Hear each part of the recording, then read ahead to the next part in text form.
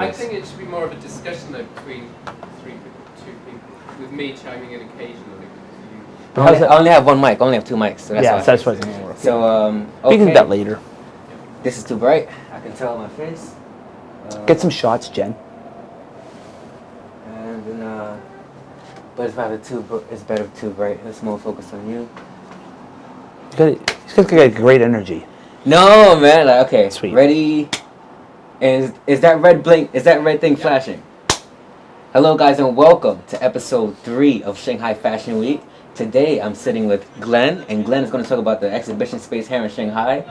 First off, can you just briefly explain how you're dressed better than me? Like, come on, I really, I have absolutely no fashion style whatsoever. Did you get that suit in no, not made to order. I bought it off the rack. Off the rack? Yeah, but here's what I did. I bought it off the rack, and then I got 2 ladies at the Nanpu Bridge at the soft clothing market, and they are amazing. They can make anything. They can recreate this suit, the whole outfit, the suit, shirt, and tie, $110 US. Are you serious? I'm not joking. The shoot, shirt, and tie? Yeah. Linda, and my favorite is Yuling, which is stall 226. Nah, because I heard this thing, like, you want to be the best dressed man in the room. You want to be the best dressed man in the room. I'm like, dang, you're the best dressed in the room. That's the first time I've ever heard that in my life ever. So I mean, guaranteed. So you come from the more artistic and exhibition space. And how long have? Okay. Yeah, more like, well, I would say like I'm more of a businessman. So I'm like more of the business side, and I have a little bit of a creative side, but they're more focused on the business side. Okay. Yeah. So for artists, what is the business side of art? Well, that's the thing. So we're like, I moved here a year and a half ago. I have an HK company, Hong Kong company. I'm from Canada, from Toronto. Shout out to Bieber. Shout out to Rush. Shout out to Rush. Great rock trio. The Six. Yeah, that's it. Drake. I'm not. That's not really again my space, but I like all that stuff. You know who I really like? Chance the Rapper. Yo, Chance the Rapper. I was playing that before we was doing an interview. Chance the Rapper is like my intro music to everything. Kismet. That's crazy. Yeah. That's crazy. Anyway, so I was in Toronto for 28 years. I'm a very simple guy, but I got to be a little bit cosmopolitan through my life because of little known industry, which is the exhibition, the stand and exhibition booth building industry. It's like a ghost industry. Nobody knows about it. When people ask you, well, what do you do? I'll say, well, I build exhibition stands. And like, what's that? Is that like at a show or something? And then, but the thing is, it's a multi-billion-dollar industry worldwide. Exhibition space, the booths. We build the booths. The booths. That's what we do. Yeah. So that's for artists. Okay, what type of exhibitions? For anything. I just was involved in one in India 3 weeks ago, and it was for internet analytics, which was awesome trip. You been to India? No, I haven't yet. Okay, we're gonna go together. Yeah. It's gonna be awesome. Yeah. Yeah, it's so good. Great place. Yeah, it's just like incredible. So you so do you design it? Do you do the architecture? What do you do? Well, our company can do anything. So William, my partner, and I were opening up an office here, and a Chinese company will be opening up in June, and so we can do anything. And the real issue that's been going on here for years is that basically China, it's been open for business for 30 years, but really there's been a groundswell in maybe the last 3 years. There's been this incredible movement forward with quality in the exhibition industry. For years there was a lot of like fly-by-nighters. They take your money and you show up at the booth and it'd be terrible. But now it's not that way anymore. So now North Americans, even Chinese companies, even Asian companies, European companies are actually increasing their budgets and the amount of money that you can make in this industry. And it's a great opportunity for foreigners to help them and to make money for the Chinese economy. That's the main thing we're worried about. Let's take a step back. I want to kind of separate this into 2 categories: the business side of it and then the art side of it. Yeah. So as for the artist, how important is a gallery or participating in gallery?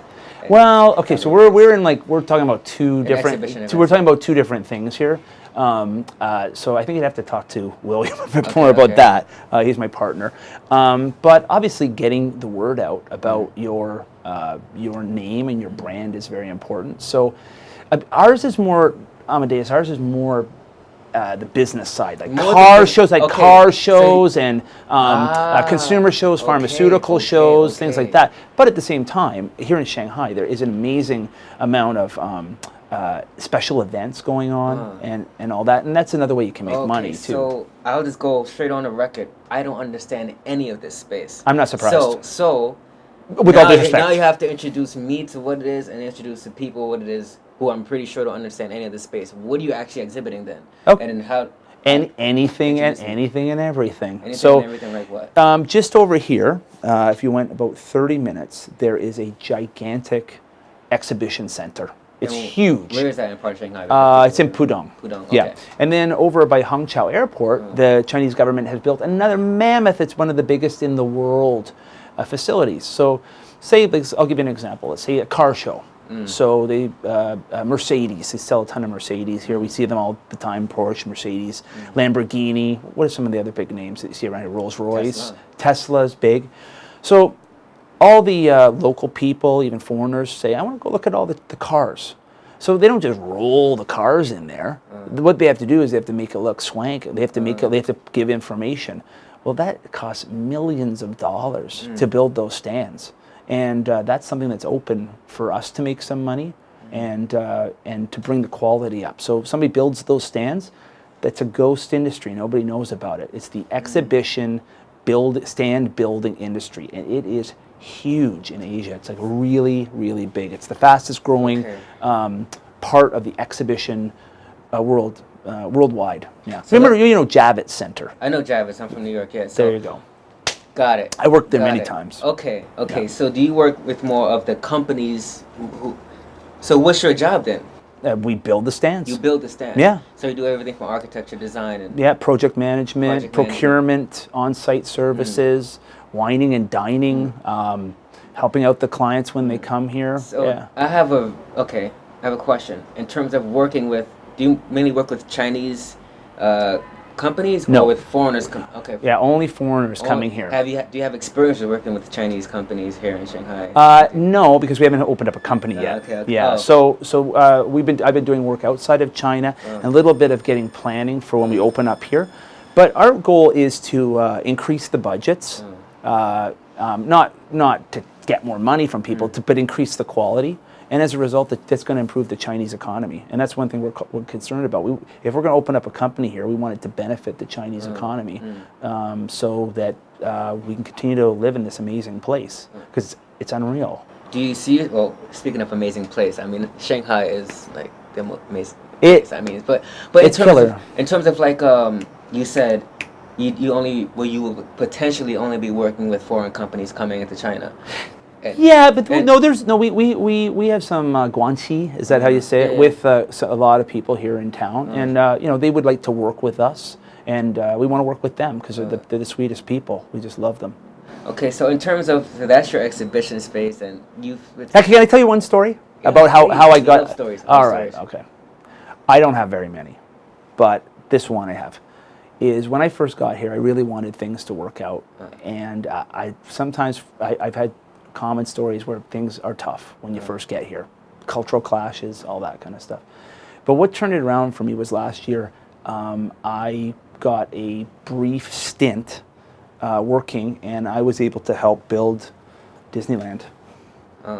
So that was amazing.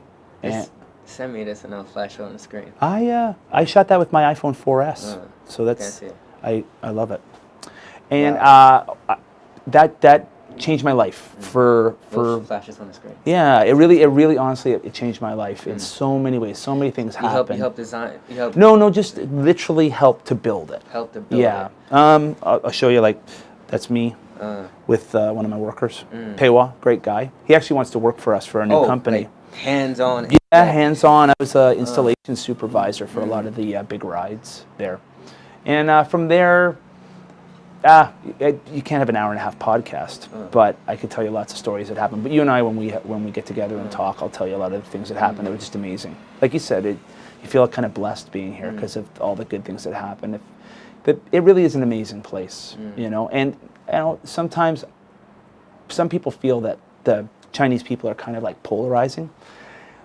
You either really don't like them, or you absolutely love them and just love their sweet personalities and the kindness that they show. And then I've had that experience now all over Asia, and it's going to be really hard to go back. All over Asia, what other countries have you been to? In the last year and a half, I went to India 4 times. I went to Philippines twice, Taiwan a couple times, Korea, Japan, Bali, Indonesia, Thailand, the surface of the sun. Oh no, that one I didn't go to. That's a joke. That's actually, William will explain that to you. Anyways, and then I met William about 2 months ago, and he's going to tell you the rest of the story, but we've started an artist colony too. So I just want to make this, so we've heard about you and what you're creating here. Now I want to gear this towards someone watching this and it's like, okay, well, that's way out of my head here, and how would I even get started? How would you even get started with coming to China and then working with international companies? And You know what? What's the first 3 steps? First of all, you have to have that dream that you really want to do it. I think you do need to know people here. Like you have to come and get to know. So I knew some people here, and they encouraged me for various reasons to come to China, and they were very encouraging to me. And then I would say come and visit a few times. And then the other thing is, I honestly think the North American mentality, which is, hey man, take it easy. Like they don't have that here. They don't have that. Now, obviously, they're learning to strike a balance between work and life, no doubt. And William and I are helping them to strike that balance. But the thing is, what do you get satisfaction out of in life? You get a satisfaction from doing things and from accomplishing things, not from saying I'm going to take it easy. I mean, look at all the super rich guys like Gates and all those guys. When they retire or they leave the company, it's not like they go sit on a beach or something. They keep working. They keep accomplishing things that are good for other people and good for themselves, you know? And my goal is not to make $1 million. My goal is just to have a little company, little artist colony, and get to know all these sweet people. Can't get any better than that. Okay, we're good on time. I'm checking the time. Okay. Okay, cool. Because this is for 20 minutes. That's basically, basically just did a, what do you call that? Synopsis. No, but what do you call that in a play? It's a soliloquy. Oh. I just did a soliloquy. Monologue. A monologue. Yeah, I did a monologue. Sorry, man. I'll get off my soapbox. No, it's okay. I'm just saying because these cameras only shoot for 20 minutes. But it's okay. We're fine. And then, so you talked about the dream, coming here, visiting, you know, so how long did it take for you to actually get, you know, situated in this city? Like my friend that's been here for a long time, he's pretty successful. He always said that things happen fast in China, and they really do. Like we've put together something. William will talk about it. We've put something together that's super fun, and it's just so fast. All the people we've met. Let me tell you something. Let me tell these guys a story about how you're actually sitting here. This whole thing was an idea. It was a dream, right? Right. It was an idea, and I said, no, let's just see if I can do it. Put up a flyer, and now 4 days in, this is going to be 4 interviews. Well, we're gonna get you a lot more. Yeah. I'm just saying, but like that's the pace of China, and people have to realize that it's. Wait till William tells a story about our little band that we put together and the opportunity that we have coming up on April 19th. It's real crazy. Right. And WeChat does a good job of that because, you know, back in North America or back in Western, people hide behind emails. Oh my! Or if you walk up to somebody in the street and say, "Can you give me your phone number?" They're like, "What are you, a weirdo or something?" And here it's like, "Can I have your WeChat?" Sure, you know, because people they don't have that. Well, I mean, we get some credit for being foreigners, which is nice, but they're open-hearted here. They're open-hearted people. Yeah, I've really come to love them so much. That's amazing. Cheers. Thank you so much. Where can people find your information at? Well, you're going to put it on the website, right? Well, the links will be in the description below, but it's nice to so if you put in www.illuminate, not Illuminati, it's like illuminating, shining light on products. So ILLUMINATE-INTL.com. That's our business website.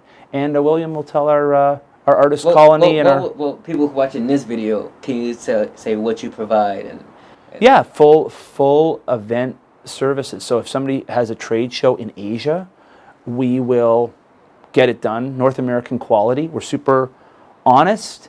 We communicate well. You get things done on time and on budget, or we'll go out of business.